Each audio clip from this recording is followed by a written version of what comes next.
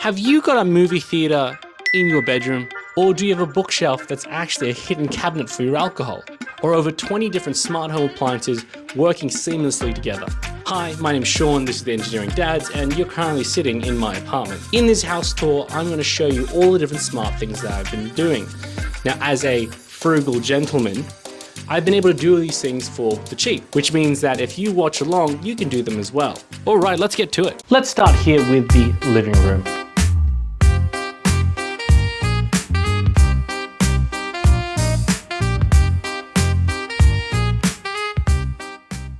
Good basic TV cabinet, smart TV with soundbar, but most importantly this, which is the Slat Wall. In terms of the things that I have in the apartment, it's one of the things I love the most. As an engineer, I believe in function first and aesthetics second. This is the one time I think we nailed both. Now the reason we went with this Slat Wall is one, we've built this several times, videos in the description of how to build your own, but two, it adds a lot more than just a standard accent wall if I was to say, paint this. Not only does the slats on the side give it a feel that the room is wider, similar to the design you see with t-shirts, but it also is very, very functional. Everything on this wall is held in with simply geometry and friction. If you don't like that shelf, fine, move the shelf. It means instead of having something that's fixed in place for the rest of the time that you've built it, you can move things on the fly. So the number of configurations that I can have with this wall are incredible, which is a nice little addition to my apartment. Pretty sick, right? And of course the wall is filled with memories and experiences. This is the trophy I got when I beat James at a robotic beer pong competition. Buddy. Fire on the hot. Here is a little emo plant that I made based on a cactus I got from IKEA. Almost all engineers I know built Lego as a kid, so there's a bit more. Additionally as well is a pixel LED light that I've installed in the background, which makes this thing a pretty sick backdrop for videos, if you don't mind me saying. So just on that LED strip that we installed in the Slat Wall, I wanted to quickly take a break and explain the level of home automation that this place actually has. There are 26 individually connected items that I can control via the Google Home network. These include 16 different LED strips, lamps, and light bulbs, 3 smart speakers, the smart TV, 2 air conditioning units, 1 portable, 1 stationary, 1 portable heater, robotic vacuum cleaner. Previously it was my alcohol cabinet, I can open that remotely, video as well, smart humidifier, and of course the blinds, which gives you kind of that Iron Man Temu vibes. The weather in Malibu is 72 degrees with seas with scatters.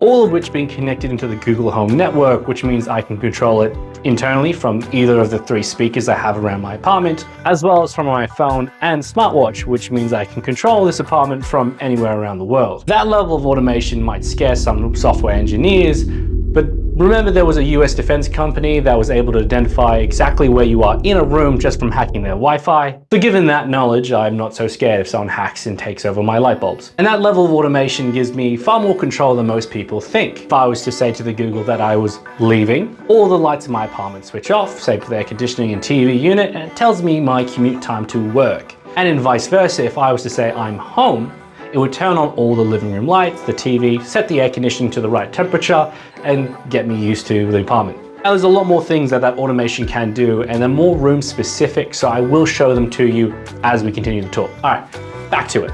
Cool, let's see the other side of the living room. Whoa, slow down there. This is the other part of the living room. To your left, there is the front door, and right here is a daybed, which makes it really useful for putting on your shoes before you walk out that front door. Built into the daybed additionally is storage, which is where I put all my shoes so I know where they are and have good access to them at all times. I have one for me and one for my partner. Now this daybed itself actually was a complete bed. This was a 2-piece bed frame that my parents are throwing out. I decided to remodel it and reuse it for my place. Now this is my secret alcohol cabinet. It is originally named Project Alexandria after the famous library, which, just to clarify, I'm not saying you can find knowledge at the bottom of a bottle. The reason it was named so was because of the actual books. Now, before you call me a monster for destroying all these books, I want you to know all of these are fake. And not just the way they look, but the actual titles themselves. If you look closely to these, all of them are joke titles. Harry Potter in the year they thought it was Draco, but it was actually Ginny. Spoiler alert. Avoiding tax, Getting Rich for Billionaires by Jeff Bezos. Kidnapping Made Simple by Peter Pan. Twilight New Spoon, Vampiric Cookbook. Lord of the Paella, Juan does not simply walk into Mordor. All of these are custom-made pieces of plastic that I have cut out, printed, put across wood, and then glued onto the front, giving it that book feel while being razor thin. You can freeze the screen now just if you want to have a look-see at all the different jokes and puns that I put onto this thing. This thing used to actually be home integrated. This arm would extend out when I would ask Google to open it up. Nowadays, I find it's a bit too slow, so I've done it the old manual way. If you are interested in building something like this, there's a full video of that down below. Under the shelf itself is a bit more storage. A lot of it is just exercise equipment, giving the impression that I do a lot of exercise. Dusty. And then to your right is some basic shelving. Underneath is where I keep my robotic vacuum cleaner, nice and snug. Above which is a wine rack, which I've cut to shape, separating both my whites and reds. The next two shelves are for some music. I've got a vinyl player as well as some pretty decent old vinyl, which includes but is not limited to some originals such as Fleetwood Mac, Elton John, XS, Marvin Gaye, and of course Dire Straits, as well as a few more modern pieces. Arctic Monkeys, Guardians of the Galaxy Mixtape 1, the Tarzan soundtrack by Phil Collins. And then finally is this kind of multi-purpose area that you've got in front of you. Having this area clean means that I can change the function of the room quite quickly. For example, I could be drying clothes, particularly if it's kind of raining outside, on my little exercise bike, pretending I do weights. I got dust in my eyes. Or even in morning yoga. I call this one the airplane. And that pretty much concludes the living room. Let's go over to the movie theater.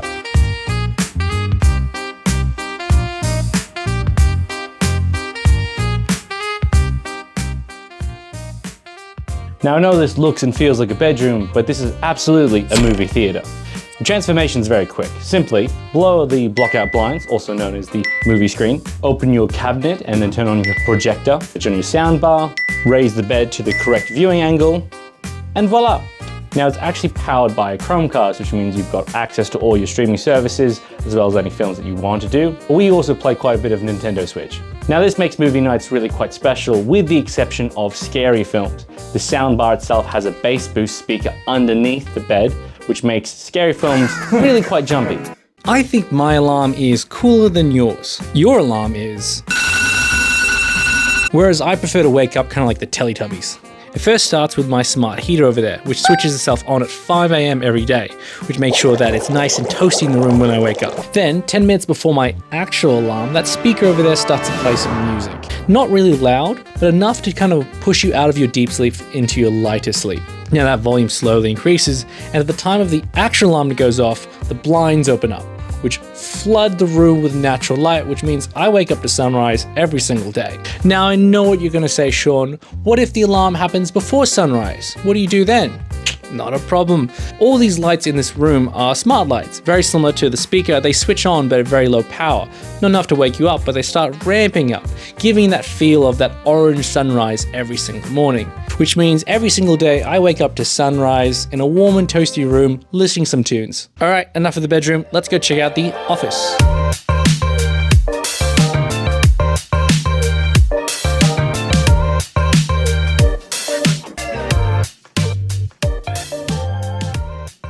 Welcome to the second bedroom.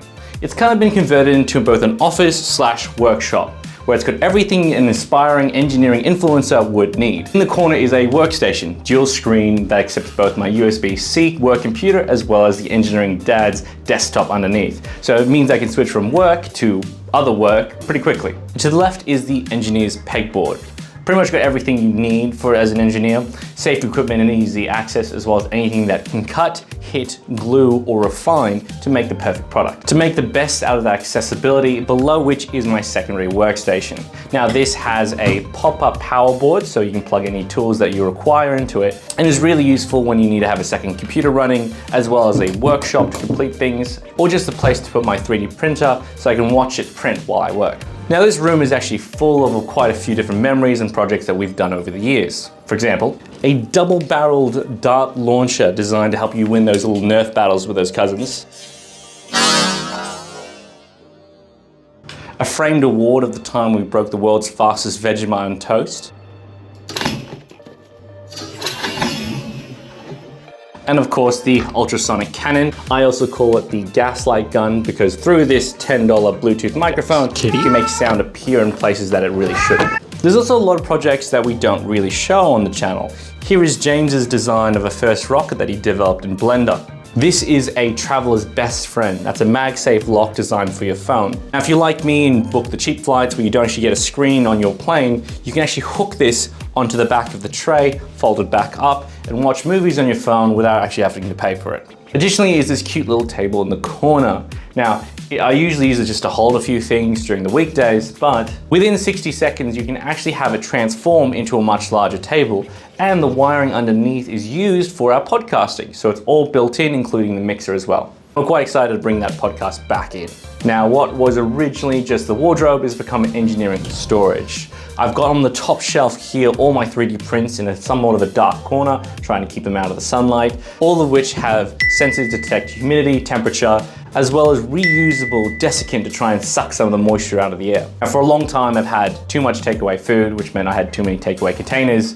This was a great way to use almost all of them up. I have categorically labeled and organized every single component that I had lying about into very accessible areas. There's well over 20 different takeaway containers of things that I have stacked over the years, but it makes it very easy to access.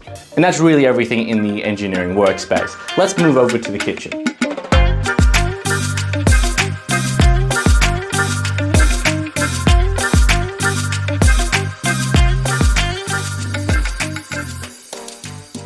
Now this is effectively the dining room. Now I'm currently sitting on the other half of that daybed you saw in the living room. This one wasn't cut to size. It means it's a very nice place to sit back, relax, read a book, as well as a place to sit down and watch the TV for dinner. Over here, now this right here is my entire kitchen, which I think we can politely describe as fun-sized. My wingspan is almost touching both walls, which means I've had to design this kitchen with a specific purpose in place. Let me explain. Now over here, this right here is my prep area. It's got additional lighting as well as space for 2 people to prep all the ingredients they require, as well as a place for your cookbook so you can always refer to it. Now from this position, you can reach everything that you need to, both the fridge, the measuring tools, the knives in the corner, as well as anything you need from the pantry. So you have your ingredient prepared, you'll then take it here, where all the cooking will actually happen. 4-cooker burner right here, as well as your oven underneath. And everything that you need to cook effectively is in hand's reach. Any additional oils, spatulas, and strainers, all your pots and pans are within reach just under here on the right. And once you've done your cooking, you move over to here, where you can grab your finishing touches for your meal off the fresh fruit balcony aisle. These include the basil, rosemary, thyme, parsley, and mint in the corner. Now, being fun size means that you actually have to design quite a few things to be quite small in the kitchen, which is where I've 3D printed quite a few different things in this kitchen, which includes this towel rack, the spice rack, which hangs up in the corner, a foldable book holder for the recipe books, this kind of magnetic phone holder, which means when you have the recipes on your phone, you can see that while you're cooking. These cupboard door pot holders, so you never lose those lids. Automatic tea dispenser, giving you 1 tea bag at a time. My partner loves her tea. And even my fridge's door tray, which broke, and I was actually quoted $80 and a 9-month wait time for the replacement piece. And that's pretty much the kitchen. Let's just wrap up the video. Now that pretty much wraps up the video, and I hope you've enjoyed the kind of house tour that I've done here. If you were to take anything away from this video, it's that we were able to do quite a bit of smart home things at a very low cost, quite budget friendly. Temu Tony Stark is really the vibe I'm pushing for here. Now, as I was filming this video, I've had a lot more ideas and things that I would like to do. And so maybe a year or two's time, I'll make another video of all the changes I've made since then and now. Now, some of these ideas do cost a little bit more money, and your patronage definitely helps. If you liked the video so far, just buy us a coffee. It might be a small gesture to do, but it's a huge one for us. It helps us make better content going into the future. And the next round of ideas is pretty wild, so I'd love to see where I could go with that. As all YouTube videos will finish, please like and subscribe. I'll see you in the next one.